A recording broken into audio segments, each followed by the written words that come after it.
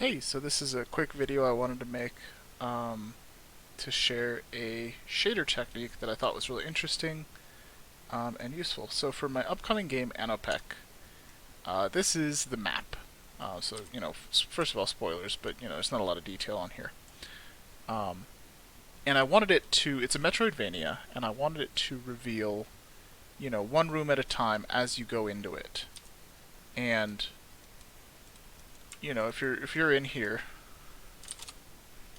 and I want to reveal the whole room, maybe little doors and stuff. So in Unity, that essentially meant that I would have to, draw a layer like that, and then show hide that layer once you got in there, and do that for every single room for the whole thing. So that's like I think it ended up being 240 rooms, and they're not all square either. So I'd have to, custom draw each layer, fill it in, and then show and hide it individually.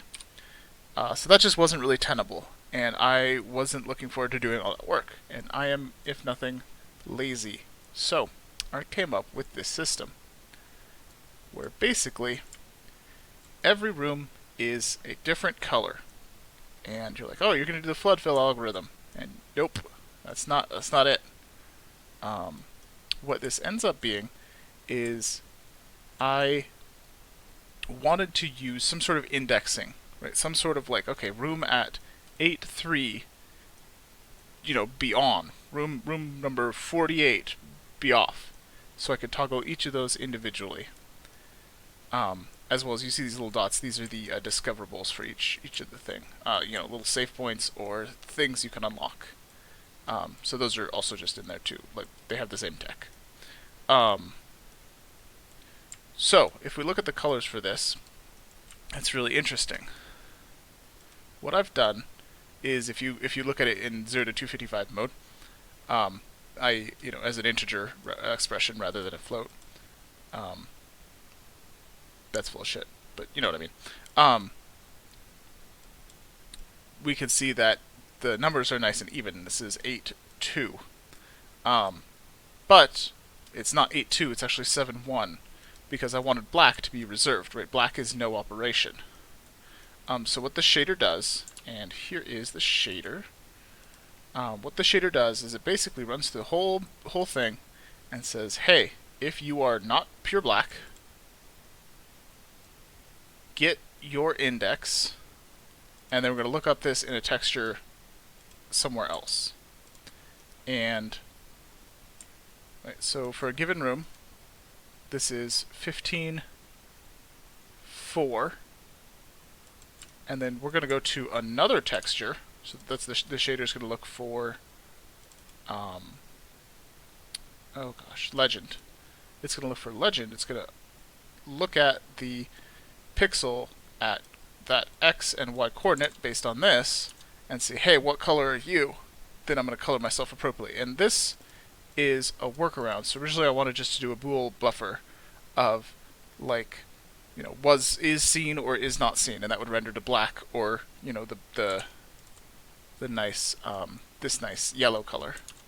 But, I was like trying to figure out how to get a bool buffer, an array of bools or a 2D array of bools into a shader. And I was just like, well, what's already an array of values? I mean, admittedly a lot more data, but what's already an array of values is another texture. So this texture, legend, just holds, and I read and write to it during the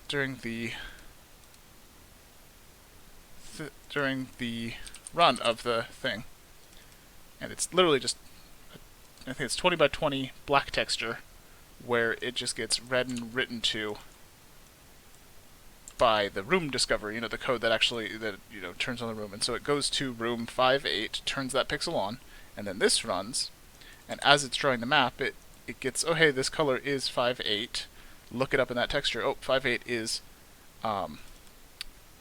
yellow, indicating that we visited there, so draw that color instead of the black, instead of the not found color. And what this also enables me to do, like I said with the discoverables, is that these colors don't have to be fixed to that yellow.